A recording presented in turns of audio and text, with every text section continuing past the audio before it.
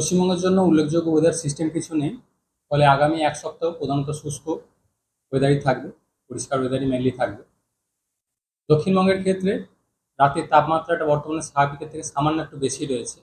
Minimum temperature যেটা থাকে প্রায় 1 থেকে 2 ডিগ্রি মতো বেশি চলছে স্বাভাবিকের থেকে। নভেম্বর মাসে এই সময় যা থাকার কথা সামান্য তার থেকে বেশি। তা আগামী 5 দিনে এটা ধীরে ধীরে আরও কমবে, প্রায় 3 থেকে 4 ডিগ্রি মতো কমার সম্ভাবনা রয়েছে ধীরে ধীরে রাতের তাপমাত্রা। কলকাতা পার্শ্ববর্তী অঞ্চলে প্রধানত শুষ্ক পরিষ্কার আকাশই থাকবে আগামী এক সপ্তাহ, বৃষ্টিপাতের সম্ভাবনা থাকছে না।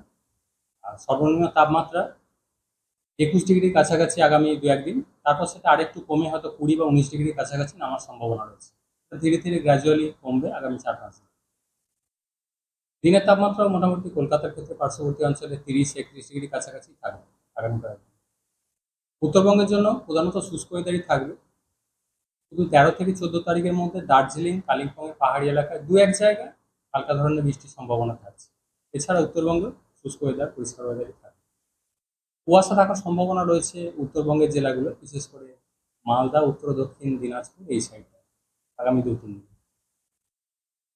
এবার অন্যান্য বছরের তুলনায় এই সময় কিরকম, সর্বত্র রাজ্যের সর্বত্র কিরকম ওয়েদার থাকে আর এই সময় যেটা মিনিমাম টেম্পারেচার স্বাভাবিকের থেকে একটু বেশি রয়েছে, 1 থেকে 2 ডিগ্রি মতো দক্ষিণবঙ্গের জেলাগুলিতে। নভেম্বর মাসে এই সময় যা টেম্পারেচার থাকার কথা সামান্য বেশি তার থেকে। এটা আগামী 4-5 দিনে গ্র্যাজুয়ালি অনেকটাই কমে যাবে, 3 থেকে 4 ডিগ্রি মতো কমার সম্ভাবনা রয়েছে সর্বনিম্ন টেম্পারেচার। রাজ্যের দক্ষিণবঙ্গের পশ্চিমের জেলাগুলো পশ্চিমের জেলাগুলোতেও টেম্পারেচার স্বাভাবিকের থেকে একটু বেশিই রয়েছে, মেনলি 18 থেকে 20 ডিগ্রির মধ্যেই রয়েছে পশ্চিমের জেলাগুলো সর্বনিম্ন টেম্পারেচার যেটা থাকে। পুরুলিয়ার ক্ষেত্রে কিছুটা কম আছে, প্রায় 16-17 ডিগ্রির কাছাকাছি রয়েছে সর্বনিম্ন। তো পশ্চিমের জেলাগুলোতেও আগামী 5 দিনে গ্র্যাজুয়ালি ধীরে ধীরে বেশ খানিকটা কমবে, 3 থেকে 4 ডিগ্রির মতো।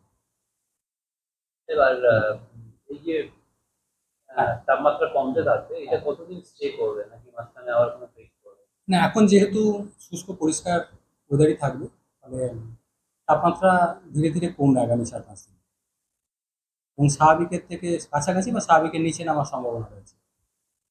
এটা অনেকদিন স্টে করতে পারে। আগামী এক সপ্তাহে টেম্পারেচার কমারই টেন্ডেন্সি থাকছে, যেহেতু আগামী এক সপ্তাহে ওয়েদার সেরকম কিছু নেই, শুষ্ক পরিষ্কার ওয়েদার।